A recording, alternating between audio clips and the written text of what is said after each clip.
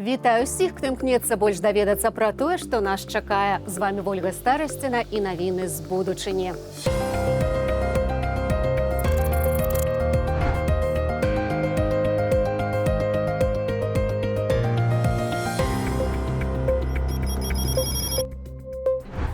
Лукашенко ледзь страціў жыцця падчас перадвыбарчай сустрэчы з электаратам. І ён сам апавёў падрабязнасці. Туда-сюда обнимаемся, все потные, грязные. А вось Умка не перажыў адной падзеі. Нам цяпер паказваюць Умку-2. Ну, такие собаки для того, чтобы взять там ботинки почистить. Лукашенко ляціць у Кітай па новы каленны пратэз. Самое страшное – это кости, колени, суставы. Беларуская адукацыя самая унікальная ў свеце. Маем доказы. У Нямецчыне ж дайшлі да таго, што роботы вучаць дзяцей. Гэта, безумоўна, круты хлопец. Але ці круцейшы за беларускіх роботаў. Ко, купі шинько. Прыемнасць як ад хатняга гадаванца, але траціцца на корм і прыбіраць не трэба. Усе захочуць мець такую радасць.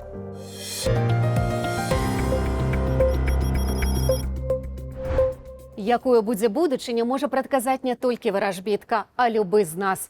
Трэба толькі ведаць і памятаць, што было ў минулым. Давайце зірнем, як было на гэтых і ранейшых так званых выбарах. Ды зробім высновы.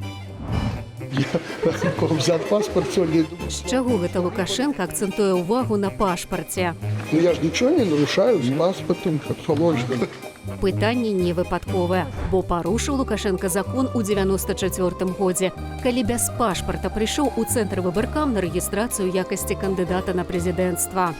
Тады ж у падпісных аркушах таксама парушаючы закон няправільна падаў звесткі. Каб людзі падпісваліся за ягонае вылучэнне, замест месца працы Саўгас Гарадзец напісаў Верхоўны Савет, а замест шклоўскай прапіскі запісаў сябе Менчуком. Такім чынам ён тройчы парушыў закон аб выбарах прэзідэнта. Яго мусілі не зарэгістраваць. У выніку гэтыя парушэнні закону прывялі да поўнага беззаконня ў краіне. Иногда не до закона. Надо принять жесткие меры, чтобы остановить. Спадарства, пакуль вы нам ставіце лайк або пішаце каментар пад відэа на YouTube-канале Белсат Лайф, нагадаю яшчэ важны для прагнозу нашай будучыні момант з выбараў 2020 года. Гэтак было за дзень да выбараў. Что выборы, что не выборы. А гэтак у дзень выбараў усмешка, упэўненасць і ўсеўладдзе. Вы говорите о том, что с завтрашнего дня страна будет ввергнута в какое-то противоборство, противостояние. Оснований абсолютно нет. Из-под контроля ничего не выйдет, это я вам гарантирую. Дзе ж падзеліся пасля выбараў самаўпэўненасць і гарантыі? Это не моя вина, что мне пришлось позвать вас на помощь. Хаця яшчэ 9 жніўня Лукашенко казаў такое. Ждете, что перед вами я или кто-то на колени станет и будет целовать песок, по которому вы бродили? Не будет этого. А пасля выбараў казаў ужо гэтак. Я стою перед вами на коленях впервые в своей жизни. Лукашенко ўсё ж стаў на калені. Але ці можа з іх падняцца? Як вядома, у яго праблемы з каленным суставам. У рэспубліканскім клінічным медцэнтры, дзе галоўную доктаркою мама Колі і дзе лекуецца Лукашенко, намагаюцца здабыць інавацыйны кітайскі пратэз каленнага сустава. Можа, ён бы дапамог Лукашенку хадзіць не кульгаючы, ды ўвогуле хадзіць. Імаверна, па яго і хацеў Лукашенко паляцець у Кітай.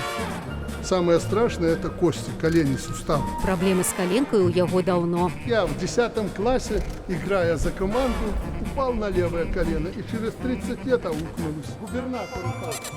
А што ж хвалёная беларуская медыцына? Мне сделали 2 операции на коленном суставе из-за травм в спорте. 2. І не дапамагло. А таму цяпер спадзяецца на кітайскае вынаходства. Іхны пратэз каленнага сустава служыць дасканала нават у такіх цяжкіх выпадках, як ампутацыя.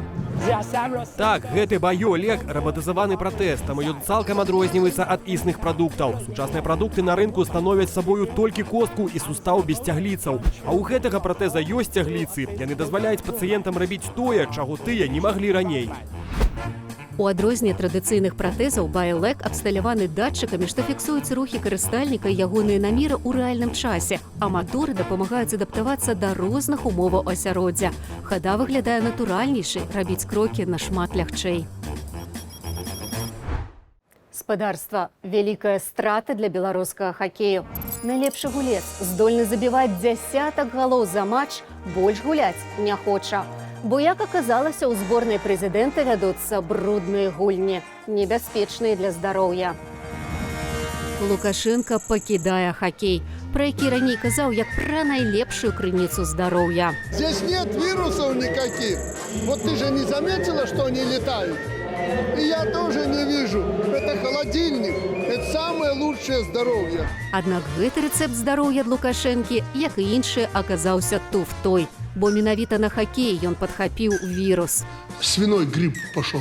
Ну и я на хоккее там кувыркался с этим. Туда-сюда обнимаемся, все потные, грязные и так далее. Ну и я, наверное, грипп этот подхватил. Хрып ад свінога грыпу – гэта тое, што мы ўсе пачулі. Набліжаныя пабачылі больш і паспяшаліся зрабіць высновы. Все, умирает. Умирает. Лукашенко ўжо хаваюць не першае дзесяцігоддзя, а ён хоць і хрыпіць, але не памірае.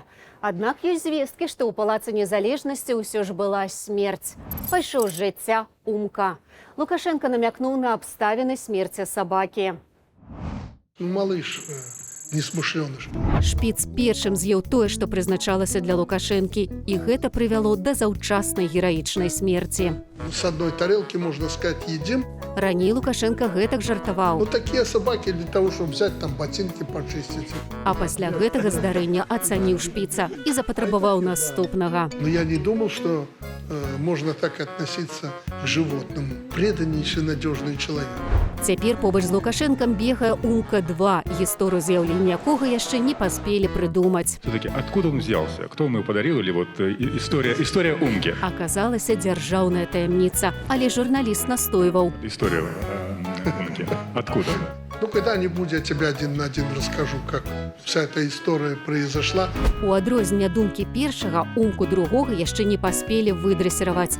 Ён дазваляе сабе тое-сёе свавольства. Спачатку нагу падняць на выбарчым участку, а пасля па абедзеным стале у Лукашэнкі пахадзіць. Кстати, его тоже малыш.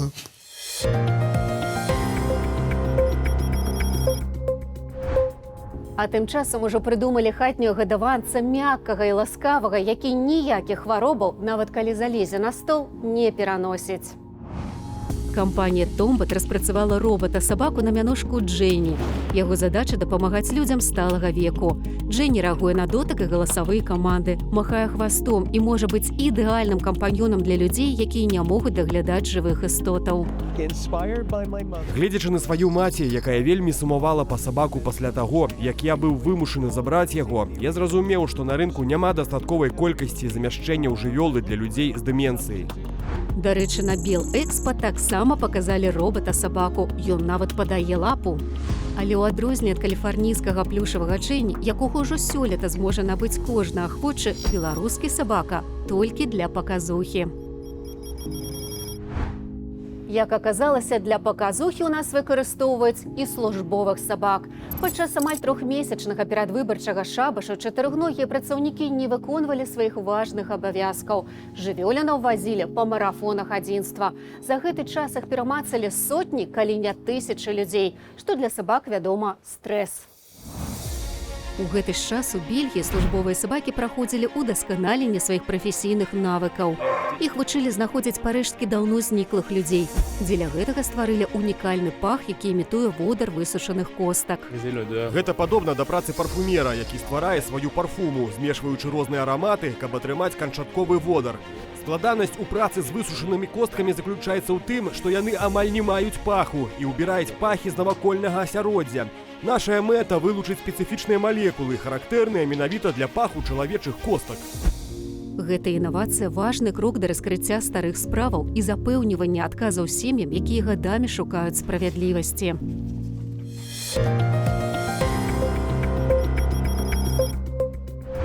Я вам прызнаюся, рыхтуючы гэтую праграму, я праглядаю мноства інфармацыі пра навінкі на захадзе і ў нас. А таму з упэўненасцю магу сказаць, што ў Беларусі дзеці атрымліваюць сапраўды унікальную адукацыю. Напрыклад, у Баранавічах у межах школы актыўнага грамадзяніна дзетак водзяць у суды. У Магілёве для школьнікаў стварылі профільны клас «Юны пракурор». У Ружанах школьны ваенізаваны клуб «Юны армеец». У Бабруйску міліцэйскі клуб «Честь». Гарадзенскім школьнікам паказваюць жывыя трансляцыі з турмы. Ну куды захаду да нас? Напрыклад, у Нямецчыне, якую Лукашенко на нядаўняй прэс-канферэнцыі назваў абніщавшай і прызябаючай, не міліцыян з дубінкай рыхтуе дзяцей да будучыні, а гуманоідны робат-настаўнік. Ён распавядае пра штучны інтэлект, дыскутуе з дзецьмі, задае пытанні і не асуджае іхныя адказы, а захапляецца аргументамі. Увага, людзі! Мы дайшлі да пятай і апошняй тэмы дэбатаў. Штучны інтэлект спрыяе ўзнікненню большай колькасці фэйкавых навінаў. Гэтая тэма павінна быць асабліва цікавай, улічваючы, колькі дэзінфармацыя існуе пра маіх братоў. А найбольш абуральна, робата даслалі не па разнарадцы з нейкага нямецкага аддзела адукацыі, а самыя вучні папрасілі адміністрацыю школы ўзяць робата-настаўніка. Кэпча – гэта, безумоўна, круты хлопец. Я навязала з ім вельмі шчыльны зрокавы кантакт, і ён вельмі добра адказвае на пытанне. Цудоўна, што ён тут. Вельмі захапляльна быць ацэненым штучным інтэлектам пасля дыскусіі. Крыху не стае асабістага кантакту, але ўсе аргументы былі вельмі моцныя. Ідэя запрасіць робата ўзнікла ў школьнікаў пасля іхнага ўдзелу ў глобальным саміце AI for Good. Там яны пазнаёміліся з Кэпча і яго распрацоўнікамі, ды прапанавалі правесці эксперымент у сваёй школе.